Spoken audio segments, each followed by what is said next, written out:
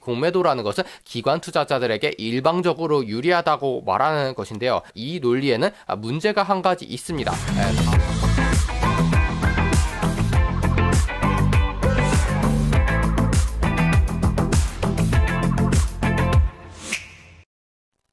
여러분 안녕.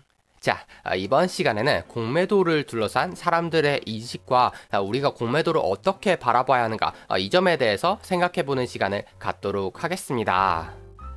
저번 시간 영상에서 제가 공매도를 허용해야 되는가 금지해야 되는가에 대해서 여러 가지 의견이 있고 각각에는 어떠한 근거가 있는가에 대해서 말씀을 드렸었죠.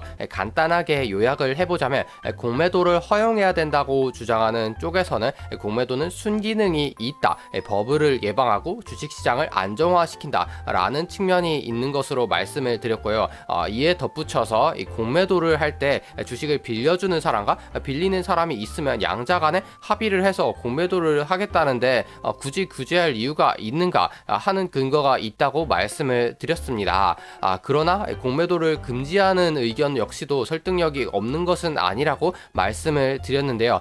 일단 공매도라는 제도의 특성상 이 비도덕적인 행동을 유발할 수가 있기 때문에 국가 전체 입장에서 봤을 때 별로 안 좋은 구석이 생길 수가 있다고 말씀을 드렸고요. 이와 함께 이 기관 투자자만 공매도를 할 수 있고 개인 투자자는 공매도를 할 수가 없기 때문에 사실상 가위바위보에서 가위 빼고 경기하는 것과 같은 형평성의 문제를 야기할 수가 있다는 사실을 말씀을 드렸습니다. 그런데 이렇게 공매도를 규제해야 되는가 말아야 되는가와는 별개로 많은 개인 투자자들이 공매도를 싫어하고 욕하는 이유가 또 한 가지 있는데요.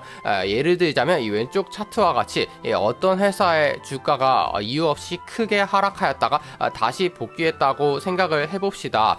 그런데 알고 봤더니 어떤 기관 투자자가 개입해서 공매도를 하는 바람에 일부러 주가를 내리기 위한 작전이 있었던 것이죠.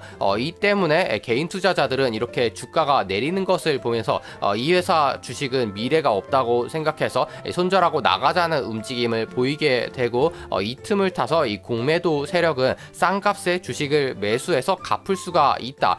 이러한 일이 빈번하게 일어나기 때문에 이 공매도라는 것은 기관 투자자들에게 일방적으로 유리하다고 말하는 것인데요. 그렇지만 생각해보면 이 논리에는 문제가 한 가지 있습니다. 바로 여기 개인 투자자들의 행동 양식에 문제가 있는데요. 예를 들자면 우리가 관찰을 하였을 때 어떤 좋은 회사에 별일이 없는데 주가가 갑자기 떨어졌다고 생각을 해봅시다. 그렇다면 우리는 어떻게 생각하는 것이 상식적인 생각일까요? 당연히 좋은 회사가 주가까지 싸다면 매우 좋은 매수의 찬스로 볼 수가 있겠죠. 따라서 우와 싸구나, 더 사야겠다, 돈을 벌 수 있는 좋은 기회야 라고 생각하는 것이 일반적인 발상인 반면에 실제로는 많은 개인 투자자들이 주가가 내리는 것을 견디지 못하고 손해를 보면서 팔면서 나가는 현상이 발생하고는 합니다. 당연히 이러한 식으로 좋은 회사가 주가까지 낮아졌는데 사지 않고 오히려 팔게 된다면 주식 투자를 통해서 돈을 벌 수 있는 마인드가 전혀 아니라고 생각할 수가 있겠죠. 이러한 방식의 행동을 반복하는 사람들이 흔히 주장하는 것이 있는데요. 어떤 회사 주식은 내리기만 하는데 이것은 공매도 세력이 많이 붙어서 주가가 바닥을 기고 있는 것이다. 내가 가진 이 회사는 굉장히 좋은 회사임에도 불구하고 이 공매도 세력이 문제다 라고 주장하는 것입니다. 생각해보면 이러한 주식이 얼마든지 널려 있다면 그야말로 개꿀이 아닐 수가 없겠죠. 좋은 회사인데 주가가 바닥을 기는 현상이 아주 많다면 이런 종목만 찾아다닌다면 주식 투자는 너무나도 쉬울 것입니다. 도대체 왜 사람들이 주식 투자를 어려워하는지 이해가 안 될 정도라고 할 수 있겠죠. 하지만 실제로 이러한 방식으로 투자를 하는 것은 그렇게 쉽지만은 않는데요. 왜냐하면 공매도 세력 역시도 바보가 아닌 이상 멀쩡한 회사의 공매도를 잘 하지는 않는다는 것입니다. 당연히 그 회사에 무언가 악재가 있거나 안 좋은 일이 있기 때문에 주가가 내릴 것을 예측해서 공매도를 하는 일이 많겠죠. 다시 말하면 공매도 세력이 많이 몰릴 정도로 안 좋은 회사의 주식을 이 사람이 가지고 있었다는 뜻이 되겠죠. 즉 이분은 이 안 좋은 투자를 하고 있었다는 뜻이 되겠고요. 하지만 그럼에도 불구하고 이따금씩은 좋은 회사의 주식이 정말로 공매도 세력으로 인해서 주가가 바닥을 기는 경우도 있습니다. 이런 경우는 개꿀이라고 말할 수가 있겠죠. 다시 말하자면 우리는 이러한 개꿀 종목을 항상 눈에 불을 켜고 찾아다니는 자세가 중요하다고 할 수 있겠고요. 이것이 현명한 투자자의 길로 가는 한 걸음이라고 할 수가 있겠습니다. 워렌 버핏 오빠 역시도 이와 관련해서 공매도는 허접들이나 하는 짓이다 라고 말씀하시기는 하셨지만 공매도라는 제도 자체에 대해서는 긍정적인 입장을 내비치셨는데요. 그것은 워렌 버핏 오빠 스스로도 공매도를 좋은 참고용으로 쓰고 계시기 때문에 생긴 현상이라고 볼 수가 있겠습니다. 그리고 공매도와 관련해서 한 가지 흥미로운 현상으로 숏 커버링이라는 것을 말씀드리고 싶은데요. 숏 커버링이 무엇이냐? 숏은 영어로 공매도를 의미하죠. 커버는 감는다는 뜻입니다. 다시 말해서 숏 커버링이라는 것은 공매도를 하느라 빌렸던 주식을 감는 현상을 말한다고 할 수가 있겠는데요. 아까 보여드렸던 가상의 회사의 차트를 보자면 공매도 세력이 몰려서 주가를 일부러 떨어뜨리고 있죠. 그리고 싼 값에 주식을 매수해서 감는 것을 표현한 차트라고 볼 수가 있겠는데요. 이와는 반대로 공매도가 실패한 경우도 생각해 볼 수가 있겠습니다. 이 경우에는 이 회사가 공매도를 했음에도 불구하고 주가가 별로 내리지 않겠죠. 이렇게 된다면 이 회사는 눈물을 머금고 점점 비싼 값에 주식을 사서 갚아야 할 것입니다. 이 두 가지 중에 어떠한 경우를 따르던 간에 이 회사는 공매도를 했기 때문에 나중에 주식을 결국 사서 갚아야 하는 입장이 됩니다. 다시 말하자면 공매도가 많이 몰린 종목의 경우에는 주가가 오를 가능성이 충분하다고 볼 수가 있겠죠. 그렇기 때문에 앞서 말씀드렸던 것과 같이 견실한 회사에 공매도가 많이 몰려서 주가가 내린다면 그것은 굉장히 긍정적이라고 볼 수가 있는 것입니다. 이와 같이 우리에게 돈을 벌 수 있는 기회를 많이 제공함에도 불구하고 많은 투자자들은 공매도를 좋아하기보다는 비난하는 경우가 많은데요. 그것은 무슨 이유에서일까요? 간단합니다. 내가 물렸으니까. 선량한 시민인 내가 돈을 벌려고 주식 투자를 했는데 오히려 돈이 까졌다는 것이죠.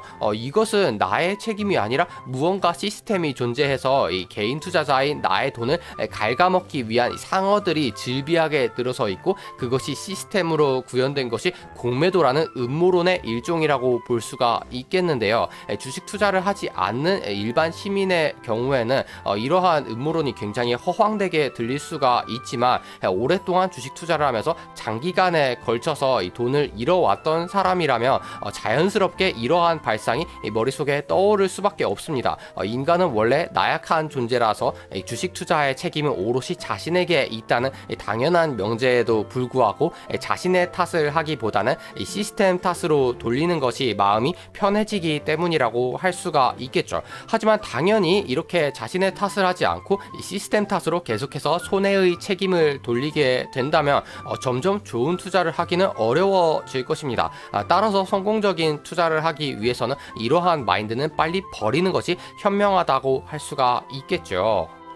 하지만 그럼에도 불구하고 한 가지 아쉬운 점은 개인은 공매도를 하기가 굉장히 불편하다는 것입니다. 개인도 공매도를 자유롭게 할 수 있다면 몇 가지의 핵심적인 장점이 있는데요. 일단 수익률을 극대화할 수가 있을 것입니다.